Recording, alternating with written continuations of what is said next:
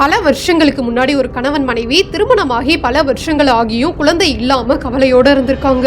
அந்த சமயத்துல அக்கம் பக்கத்துல இருந்த மனிதர்கள்லாம் அவங்கள ரொம்ப கிண்டல் பண்ணி பேசினதுனால மனசுடைந்து 2 பேரும் உட்கார்ந்து அழுதுருக்காங்க. இந்த விஷயத்தை பார்த்த ஒரு பாட்டி அந்த கணவன்கிட்ட வந்து, நீ திருப்பதி போய் பெருமாளை வழிபட்டுட்டு வா, உங்க வாழ்க்கையில ஒரு திருப்பம் கிடைக்கும்னு சொல்லியிருக்காங்க. உடனே மறுநாளே திருப்பதி போன கணவர் சாமியை கும்பிட்டுட்டு வர வழியில களைப்பா இருந்ததுனால வழியில இருந்த ஆஞ்சநேயர் கோவில்ல ஓய்வெடுத்துட்டு போயிடலாம்னு முடிவு பண்ணி வாசல்ல உட்கார்ந்து இருக்கும் போது ஆஞ்சநேயர்கிட்ட, நீங்க பெருமாள்கிட்ட சொல்லி எனக்கு ஒரு குழந்தை வரம் கொடுக்க சொல்லக்கூடாதான்னு கேட்டுட்டு கவலையோட படுத்து தூங்கி இருக்காங்க.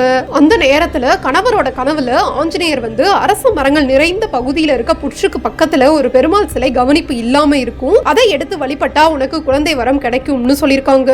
உடனே அரண்டு எந்திரிச்ச கணவர் அரச மரங்கள் நிறைந்த காடை கண்டுபிடிச்சு அங்க இருந்த பெருமாள் சிலைய தேடி கண்டுபிடிச்சு பெருமாளுக்கும் ஆஞ்சநேயருக்கும் கோவில் கட்டி வழிபட்டதாகவும் அந்த கணவன் மனைவிக்கு குழந்தை வரம் கிடைச்சதாகவும் சொல்றாங்க. இந்த கோவிலோட பேரு சீனிவாச ஆஞ்சநேய பெருமாள் கோவில். கோயம்புத்தூர் உடுமலைப்பேட்டையில இந்த கோவில் இருக்கு.